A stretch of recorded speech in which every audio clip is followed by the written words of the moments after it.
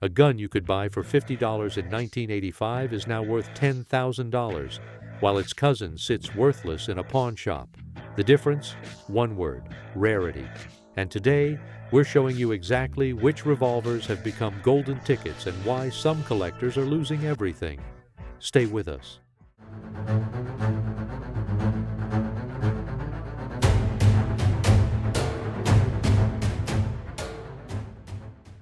Number 10. The Charter Arms Undercover Lite. Let's start with something surprising. The Charter Arms Undercover Lite is not an old gun. It came out in the 2000s. Most people think old guns make the money. Not always true. This revolver has struggled to gain traction with collectors. You can find used ones for $200 to $300 at most gun shops. The reason is simple. Charter Arms focused on high-volume production for the budget market. They are 100% American-made. But they lack the hand-finished allure of a Colt. They lack the pre-lock history of a Smith & Wesson. Because they are so common and still in production, they suffer from the used car effect. The moment you walk out of the store with a new one, the value drops. There's no scarcity to prop up the price. New Charter Arms revolvers cost around $300. Used ones cost $200 to $300. They stay stuck in that range forever. In a world where everyone can buy a brand new one for a few $100, the used ones have nowhere to go.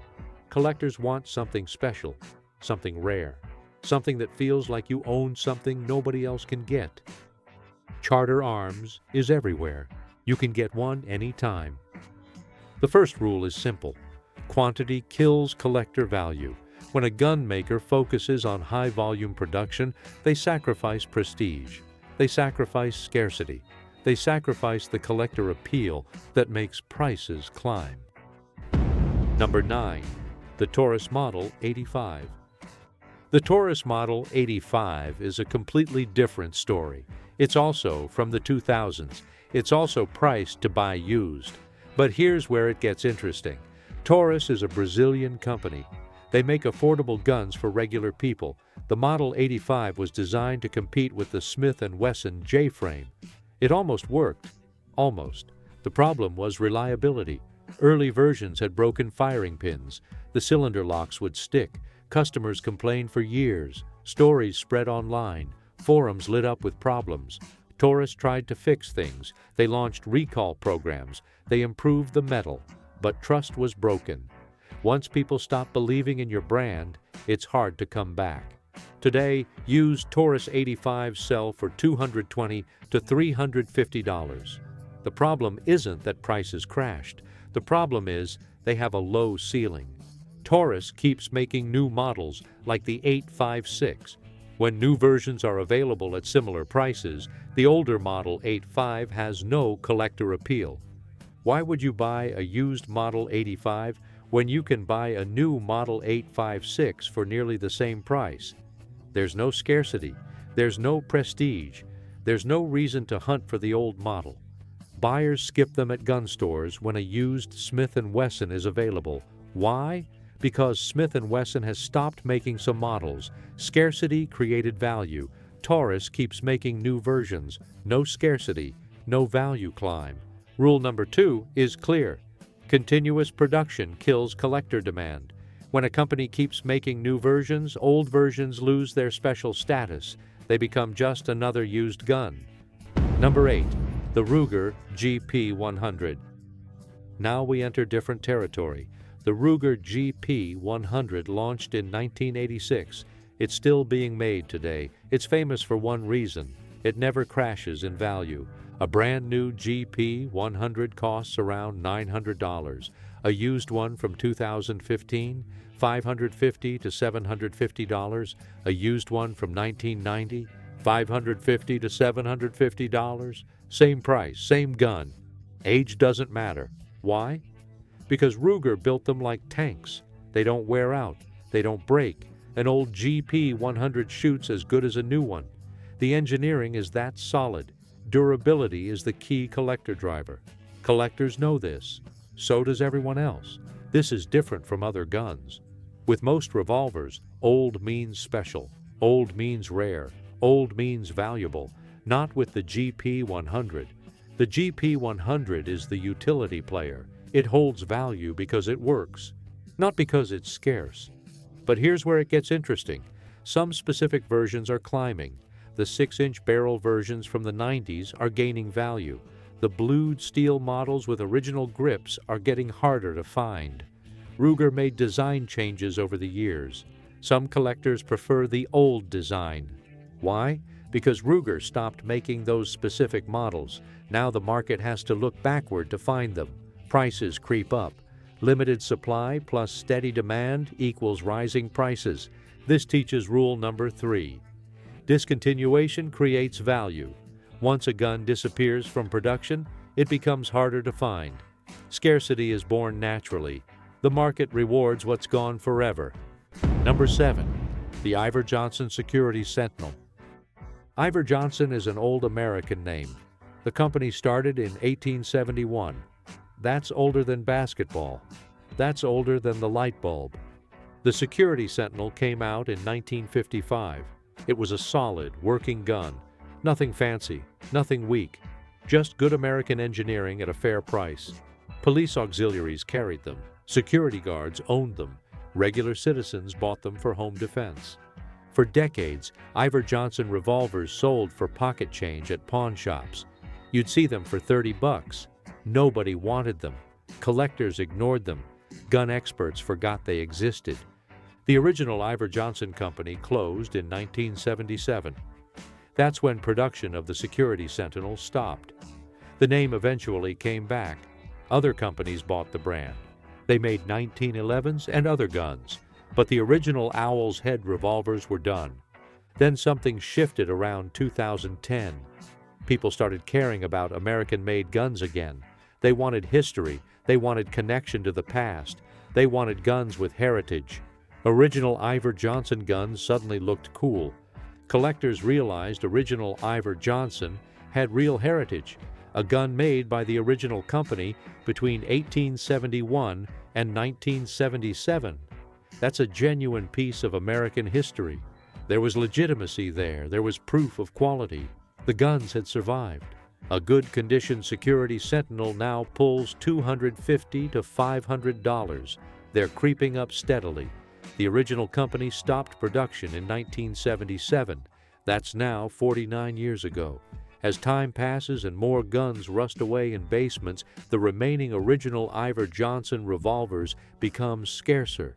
Rule 4 teaches us this. History plus scarcity equals money. But the history has to be real. The company has to be genuinely American. The gun has to have done something interesting. Original Iver Johnson wins on all counts.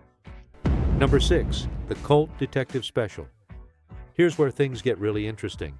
The Colt Detective Special is legendary. Detectives actually used it. Police departments ordered them. It was a tool for stopping bad guys. The Detective Special launched in 1927. Colt made them for 80 years. Millions left the factory. But here's the magic word. Police issue. Guns carried by cops have stories. Not all stories are good. Some saw terrible things. Some saved lives. Every gun with a police past has mystery. Police provenance is a major collector driver. A basic detective special now costs $900 to $2,500 or more. Detective specials from the 50s? Those climb toward $2,000. Detective specials carried by NYPD? Those hit $3,000 and beyond. The rarest ones, the ones with scratches and dents and holster wear, are worth the most. People want to feel the history. They want to imagine the situations that guns survived. Police provenance adds real value. Colt produced so many detective specials that value varies wildly. The year matters, the history matters, the condition matters. All three together create serious money. This is Rule 5. Professional provenance creates demand. A gun that was used for real police work is significantly more valuable than a gun that just sat around. Number 5. The Nagant M 1895 Russian Revolver. Now we jump back to 1895. This gun was made in Russia. The military adopted it. Millions got made over decades. Some came back from World War II as war trophies. Some came from the Soviet Union itself after the Cold War ended. After the Soviet Union crumbled in 1991, the world changed. Communist countries suddenly opened up. Governments needed cash desperately. They looked at warehouses full of old military equipment. Guns came flooding to America. Cheap guns, very cheap guns. In the early 2000s, you could buy a Nagant M1895 for $70 to $99. People bought them as curiosities. They were foreign. They worked. Nobody thought they were valuable. Today, a good one costs $450 to $700. That's a 600% increase from the early 2000s. Not because the gun got better, because the supply got cut off. Why the jump? Import bans. Russia and other Eastern European countries stopped selling. Geopolitics changed. Trade regulations got stricter. The easy supply of cheap Russian guns stopped flowing into America. The government didn't want these guns imported anymore. The market shut down completely. When the supply pipe closes, prices skyrocket. The gun itself didn't change. The value changed because you cannot get another one. Next month, maybe no Nagants for sale at all. That scarcity drives the price up. This is Rule 6. Geopolitics creates value. When governments cut off supply, collectors bid up prices for what remains. Import bans create instant scarcity.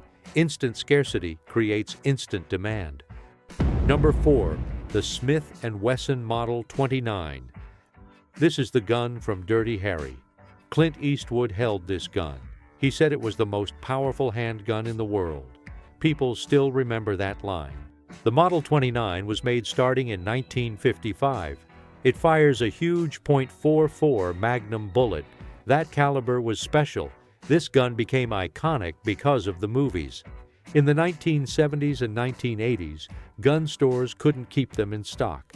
Everyone wanted one because of the Dirty Harry films. Waiting lists were common. Then the market cooled. New movies featured different guns. Prices dropped. The hype faded. But here's the thing about icons. They never truly lose their appeal. Your grandfather wanted a Model 29. Your dad wanted one. You probably want one too because it represents something real. Today, a basic Model 29 from the 70s costs $1,200 to $2,200. Better examples hit $2,000 at the top end. The pre-lock models from before 2000 command top prices. Here's the critical detail. In 2000, Smith & Wesson added an internal safety lock. Collectors call it the Hillary hole. They hate it. They think it's unnecessary. They think it ruins the gun. Guns made before 2000 have no lock. Guns made after 2000 have the lock. A pre-lock Model 29 from the 70s is worth significantly more than a post-lock Model 29 from the 90s. Same gun, different era, different value. The lock dropped collector value forever. This teaches Rule 7, the pre-lock rule. For Smith & Wesson, guns made before the internal safety lock are worth substantially more. Collectors reject the lock. They will always pay premiums for guns without it. Number 3. The Colt Python. The Python is different from most guns. It appeared in The Walking Dead. Rick Grimes carried it every episode for years. That exposure created a modern legend. Colt made the Python starting in 1955. But here's the secret. They made it hard. Every Python was hand-checked. Every gun was tested. The quality was obsessive. The craftsmanship was exceptional. Gunsmiths said the Python was one of the finest revolvers ever made. Smooth trigger, perfect alignment, beautiful finish. It was built like a Swiss watch. For decades, the Python was the working cop gun. LAPD carried them. New York police carried them. Detectives in every city carried them. But Colt did something terrible. In 2005, they stopped making the Python. They wanted to make modern guns instead. They wanted profit margins instead of prestige. They killed a legend. The market exploded. Pythons that were worth $500 suddenly cost $3,500 or more. Pythons from the 60s touched $4,000. Pythons from the 70s hit $5,000 to $6,000 or more. Some exceptional examples reach $8,000. In 2020, Colt brought them back. New pythons are being made. Prices for new ones run around $1,500. But the old ones, the classic pythons, they stayed high. They actually climbed higher. Why? The hand-fit rule. Old pythons were hand-fitted. Individual craftsmen worked on every gun. Modern pythons use CNC machines, mass production. The new guns work great, but they're not hand-fitted. Collectors understand this difference. They will always pay more for what human hands crafted. This is Rule 8, the hand-fit rule. For Colt, the move from hand-fitting to mass production created a permanent price floor for legacy guns. What was built by craftsmen is forever more valuable than what came off an assembly line. Number 2. The Smith & Wesson Model 19. The Model 19 is actually one of the most discussed guns in the collector community. It's legendary. People make videos about it. Forums discuss it constantly. Serious shooters want it. The Model 19 debuted in 1957. It was a combat revolver. Police departments loved it. Not as famous as the Python, not as iconic as the Model 29, but better, more practical, more reliable, better trigger, better accuracy. Smiths and Wessons were built differently than Colts. The Model 19 was mid-range quality but high-end performance. It was the working gun that worked better than everything else. For 50 years, the Model 19 was everywhere. Cops owned them, shooters owned them, regular people owned them. Millions flooded the market. Nobody paid attention. Prices stayed low. Then something magical happened. Real shooters tested them carefully. They realized the Model 19 was perfect for actual use. The accuracy was excellent. The reliability was outstanding. The trigger was smooth. The gun just worked. Suddenly, gun experts declared the Model 19 the best revolver ever made for practical shooting. Serious shooters wanted them. Prices started climbing. They climbed slowly but steadily. Today, a nice Model 19 from the 60s costs $900 to $1,500. Exceptional examples touch the higher end. The rarest variations hit upper range values. Plus, they're pre-lock models. No Hillary hole. That matters. Gun people understand the difference. A pre-lock Model 19 is worth more than a post-lock version. This is Rule 9. Expert discovery creates value. When serious shooters realize something is exceptional, they tell their friends. Word spreads through networks. Prices follow. The Model 19 is the gun that pros know about. That's why it climbs. Number 1. The Colt Single Action Army. Now we reach the top. The Colt Single Action Army, the most famous revolver in history, the gun that won the West. This gun debuted in 1873. It's been made ever since. We're talking about a gun that's been in continuous production for 153 years. But here's what matters. The old ones. The first generation. The ones from 1873 to 1940. Those are the real deal. Those are the ones that actual cowboys carried. Those are the ones that stopped rustlers and saved lives. An original single-action army from 1880 in decent condition costs $4,000 to $5,000. A really nice one from 1885 hits $8,000. A pristine example from the frontier days, you're looking at $50,000 or more. This is not a gun that went from $50 to $10,000. This is a $50,000 gun for serious collectors. Why does the single-action army reach such high prices? Several reasons. First, scarcity. Colt made thousands of them. But we're talking about guns that are 150 years old. Time has destroyed many. Rust and neglect took casualties. Real frontier guns in good condition are genuinely rare. Second, authenticity. You know exactly where that gun came from. Colt has records. You can trace a single-action army by its serial number. You can find documentation. You can connect it to real history, real provenance. Conclusion. The revolver market is simple. Cheap guns stay cheap. Forgotten guns get forgotten. But special guns with real stories? Those climb. Remember the rules. Quantity kills value. Reputation matters. Discontinuation creates scarcity. History plus scarcity equals money. Professional use adds prestige. Geopolitics controls supply. Cultural icons never fade. Expert discovery drives demand. The pre-lock rule affects Smith & Wesson value. The hand-fit rule affects Colt value. And ultimate collectibles stay golden forever. The Colt Python climbed because Walking Dead made it famous. The Smith & Wesson Model 19 climbed because serious shooters proved it was perfect. The single-action army keeps rising because history cannot be made again. If you want a revolver that will hold value, buy one with a story. Buy one that was used for something. Buy one that represented quality. Buy one that cannot be replaced. Those are the guns worth something tomorrow.